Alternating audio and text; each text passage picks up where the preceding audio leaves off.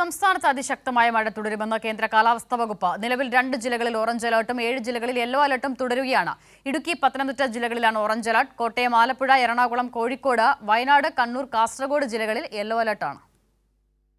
സംസ്ഥാനത്ത് വീണ്ടും അതിശക്തമായ മഴ തുടരുമെന്നാണ് കേന്ദ്ര കാലാവസ്ഥാ വകുപ്പിന്റെ മുന്നറിയിപ്പ്. പടിഞ്ഞാറൻ പസഫിക് സമുദ്രത്തിൽ രൂപപ്പെട്ട വിഫ ചുഴലിക്കാറ്റ് വടക്കൻ ബംഗാൾ ഉൾക്കടലിൽ ന്യൂനമർദ്ദമായി വീണ്ടും ശക്തി പ്രാപിച്ചു.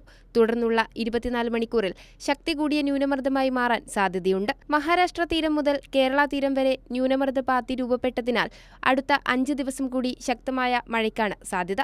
മഴയ്ക്കൊപ്പം മണിക്കൂറിൽ 60 കിലോമീറ്റർ വേഗതയിൽ വീശിയേക്കാവുന്ന കാറ്റിനും സാധ്യതയുണ്ട്. കാസർഗോഡ് മുതൽ തിരുവനന്തപുരം വരെയുള്ള തീരദേശ മേഖലകളിലും പ്രത്യേക ജാഗ്രതാ നിർദ്ദേശം നൽകിയിട്ടുണ്ട്. അപകട സാധ്യത മേഖലകളിൽ നിന്ന് മാറി താമസിക്കണമെന്നും നിർദ്ദേശം നൽകി. കടൽക്ഷോഭ സാഹചര്യം നിലനിൽക്കുന്നതിനാൽ കേരള, ലക്ഷദ്വീപ്, കർണാടക തീരങ്ങളിൽ ഏർപ്പെടുത്തിയ മത്സ്യബന്ധന വിലക്ക് തുടരുകയാണ്. കൈരളി ന്യൂസ്, തിരുവനന്തപുരം.